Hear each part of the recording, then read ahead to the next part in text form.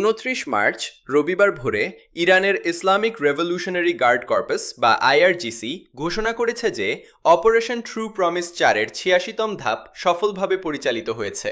বিবৃতিতে বলা হয়, এই ধাপে আইআরজিসির এয়ারোস্পেস ফোর্স এবং নৌবাহিনী যৌথভাবে বহুমাত্রিক অভিযানে অংশ নেয়, যেখানে ক্ষেপণাস্ত্র এবং ড্রোন ব্যবহার করে যুক্তরাষ্ট্র ও ইসরায়েলের বিভিন্ন সামরিক লক্ষ্যবস্তুতে হামলা চালানো হয়। প্রথম পর্যায়ে যুক্তরাষ্ট্রের ভিক্টোরিয়া, আরিফজান এবং আল খারজ ঘাঁটিসহ বিভিন্ন স্থানে ড্রোন ও ক্ষেপণাস্ত্র হামলা চালিয়ে বিমান ও ড্রোন পরিচালনা অবকাঠামো এবং অস্ত্রভাণ্ডার লক্ষ্যবস্তু করা হয়। পরবর্তী ধাপগুলোতে যুক্তরাষ্ট্র ও ইসরায়েলি বাহিনীর বিভিন্ন অবস্থান এবং সংশ্লিষ্ট গোষ্ঠীগুলোর ঘাঁটি নির্ভুলভাবে লক্ষ্য করে হামলা চালানো হয়।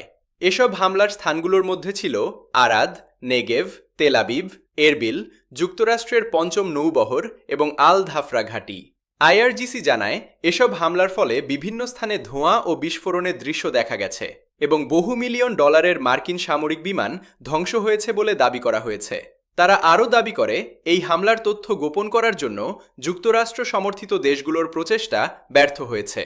উল্লেখ্য, গত ২৮ ফেব্রুয়ারি ইরানের শীর্ষ নেতা আয়াতুল্লাহ সাইয়েদ আলী খামেনি এবং কয়েকজন সামরিক কর্মকর্তা নিহত হওয়ার পর এই উত্তেজনা শুরু হয়। এরপর যুক্তরাষ্ট্র ও ইসরায়েল ইরানের ওপর ব্যাপক বিমান হামলা চালায়, যার ফলে সামরিক ও বেসামরিক স্থাপনায় ব্যাপক ক্ষয়ক্ষতি হয়। এর জবাবে ইরানি সশস্ত্র বাহিনী ড্রোন ও ক্ষেপণাস্ত্রের মাধ্যমে পাল্টা হামলা চালিয়ে যাচ্ছে, যা মধ্যপ্রাচ্যে উত্তেজনা আরও বাড়িয়ে তুলেছে।